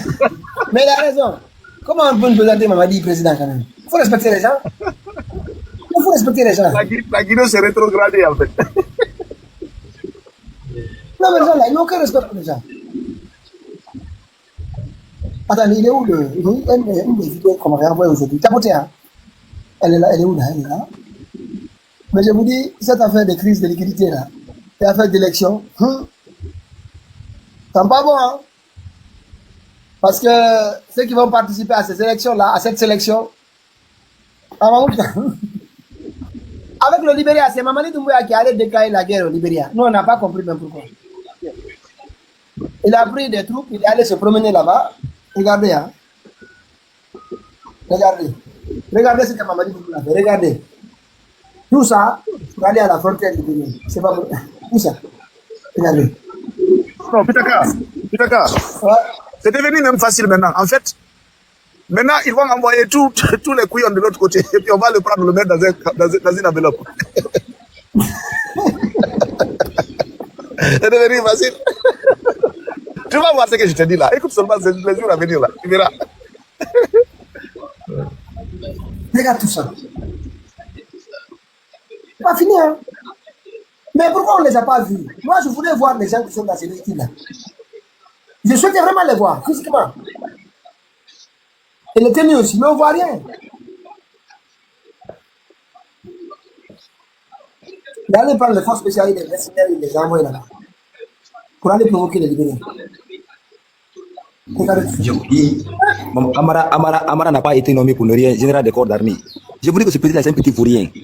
Est-ce que vous comprenez? Ce petit-là, il est né dans la haine, il grandit dans la haine, il va mourir dans la haine, ce petit vaurien-là. Je lui ai dit qu'il s'est rattaché à Guinée. Amara, toi, petit voyou là, on va commencer par ton patron. Quand on attache ton patron, on s'occupe de toi. Ce petit-là, c'est un petit haineux. Il va mourir dans la haine. Si vous voyez qu'ils ont créé ce petit procès, c'est comme Dadis, parce que son Dadis a mis son papa en prison. Son papa, c'était un narco, bébé narco, petit voyou. Vous pensez que vous allez changer vos cibles? On vous connaît, hein? Voilà. C'est là, vous allez répondre devant l'histoire, petit. Toi, toi, c'est spécial, petit. Toi qui es mon prisonnier, petit. Je t'ai dit, je vais te rendre visite dans la maison centrale. Petit voyou. Vous n'avez pas dit que nous sommes des apatrides. On va monter qui dans ce pays-là? Bande de voyous. Vous pensez que la Guinée, c'est votre héritage? Regardez-moi, les petits gamins perdus là. Quand ils prennent leur cam là, ils sont perdus dans la tête. Ils pensent que la Guinée, c'est diriger un pays, c'est comme diriger leur famille de merde là. Bande de voyous. Vous allez comprendre c'est quoi ce pays-là. Vous pensez que la Guinée, c'est une petite république bananière dans laquelle vous allez faire. Et c'est fini. Le PDG là, c'est terminé. Mamadi, on va mettre fin au PDG avec toi. Tout le monde va aller. Terminer le PDG. Fini. On met fin au PDG. Non, ils ont compris. On va d'ailleurs commencer à faire des lives sur le PDG. Parce que ça commence à. Les provocations avec les pays voisins, ça c'est hérité du PDG. Ça. Tous les jours, nos parents sont à la permanence. Abat Senghor, abat les laquais de l'impérialisme. Abat tout le monde. Tous les jeudis et les vendredis, nos parents étaient à la permanence. Toute la journée. Pour rencontrer les médecins, des avocats, des cuisiniers, des cireurs, des forgerons, des griots. Tout le monde est responsable. Tout le monde est spécialiste.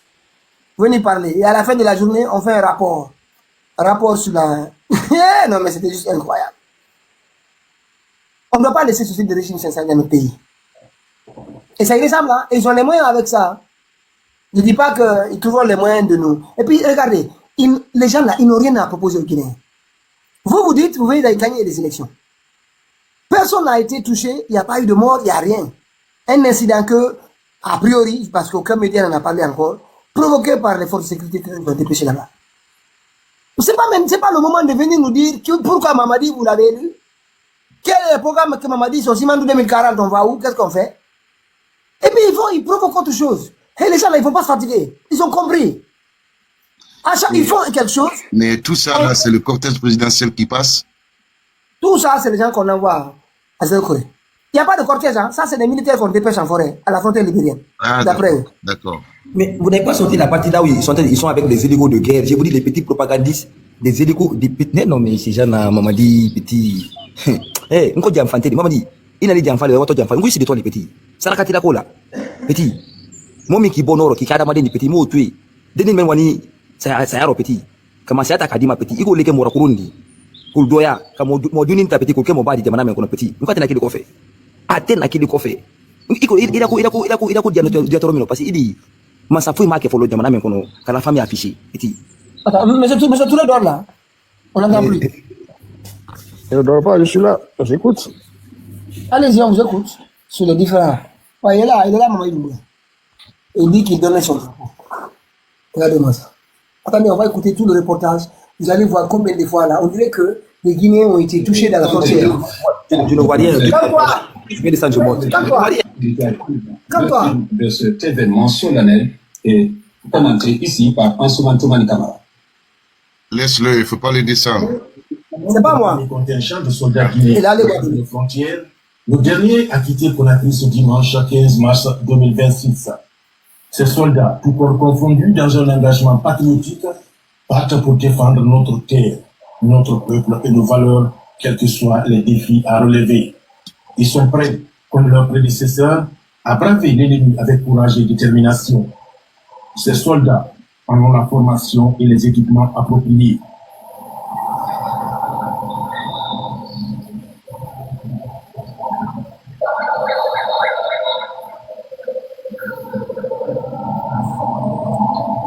Waouh. Regardez-moi tout ça. Mais ça, par contre, ça, c'est le cortège présidentiel. C'est pour intimider, ce n'est rien d'autre que pour intimider.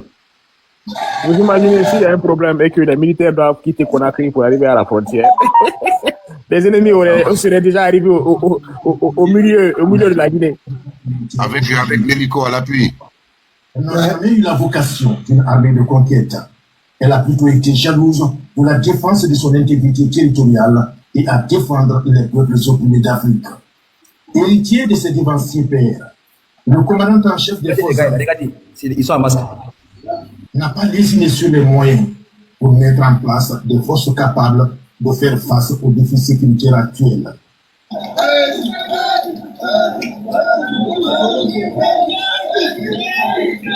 Pour le départ de ce dernier contingent de soldats guinéens, le président de la République est venu en personne remettre le drapeau à ses vaillants guerriers.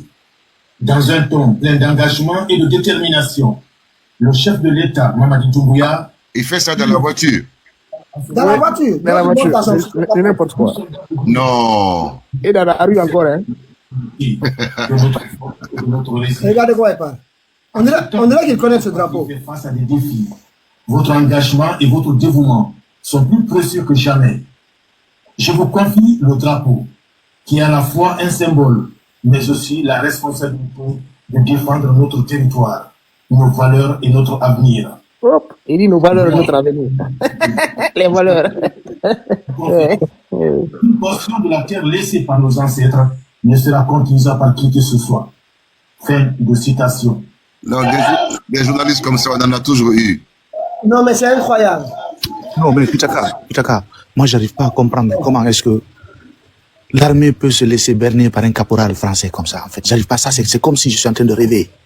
Quelqu'un qui n'a jamais servi le pays là. Il peut même pas se tenir debout sur le sol. Il faut qu'il reste penché dans sa voiture. Lui, non, c'est pas possible. Mais les gens là sont fait ridiculiser. Il va choisir parmi ceux dont il a peur ou ceux qui l'aiment pas, il va les mettre devant. Il va payer des gens au Libéral Sierra Leone pour finir avec eux. Tu vas voir la suite. Mais comme eux aussi, ils sont des marbres. Tu vois, des meubles même. Ils sont des meubles. Ils n'ont qu'à s'arrêter là-bas, un caporal français qui n'a aucune formation, qui n'a aucune notion, qui n'a aucune connaissance. Il va venir là-bas comme... Donc ça fait mal. Au moins quelqu'un qui a servi la Guinée. Un caporal français qui va venir, non, c'est pas possible. Non, le pays là... Ouais. Regardez comment il fait. Regardez son doigt. Il peut même pas se tenir debout. Il est parti faire des contrats avec des entités, il ne peut pas respecter. Mais attends, depuis leurs élections là, pourquoi on ne parle pas de programme? Pourquoi on ne parle pas de Simandou? Pourquoi on ne parle pas de autant de visions dont ils se sont fait acclamer pour? Pourquoi tout ça là? Moi je ne comprends pas. C'est fini. La Guinée va continuer seulement avec des crises, et rien que des crises. On ne parle de rien maintenant, même pas de ces routes là. Les premières pierres qui ont été posées un peu partout là. Qu'est-ce qui arrive à ces pierres-là? On a demandé aux Maliens ce que c'est qu'une guerre. On les a jetées, les pierres posées, c'est les pierres jetées. Mon président, avant d'arriver en forêt, là, vous allez voir tous ces vieilles voitures là vont tomber en panne. Et il n'y a pas de route. On va voir d'abord comment ils vont arriver là-bas. Je vous dis, toutes ces vieilles voitures de merde là vont tomber en panne là-bas. Vous allez voir. C'est des vieilles voitures d'occasion. C'est des petits maquillages qu'ils ont pris, maquillés des voitures blindées. C'est des vieilles voitures qu'ils ont pris à Dubaï ici, des voitures d'occasion. C'est les vieilles, des petits à la cabou. Regardez le patron Mohamed, s'il vous plaît. Regardez le patron Mohamed. C'est-à-dire, tout est ranch, il n'y a plus rien. On a l'impression que c'est un bambou qu'on a mis dans les vêtements. on a l'impression d'un grand bambou noir qu'on a mis dans les vêtements. Non, mais c'est juste incroyable. Regardez-moi son pantalon. Pardon, regardez.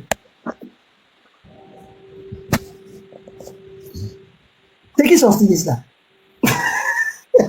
La dernière fois, c'est une honte. Non, mais c'est une honte. Comment la Guinée peut se permettre ça?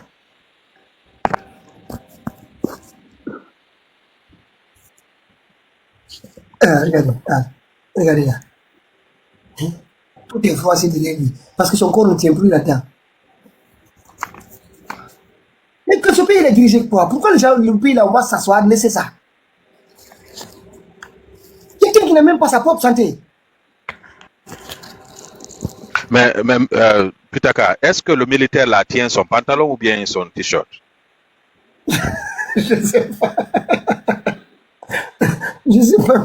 En tout cas, il est très proche. Il attend au cas où le pantalon tomberait. Il lui tient je ne sais pas s'il tient le pantalon pour ne pas que ça tombe. Mais il y a Sami Kone qui dit on dirait faut des barreaux.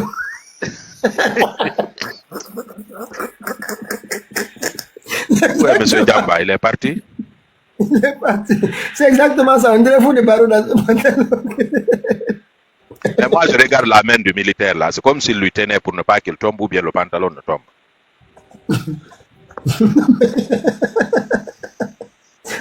Non, mais là, c'est pire qu'il faut des barreaux. C'est juste incroyable. Incroyable. Le pays Mais vous est là, savez, tout monsieur le monde- Pitaka,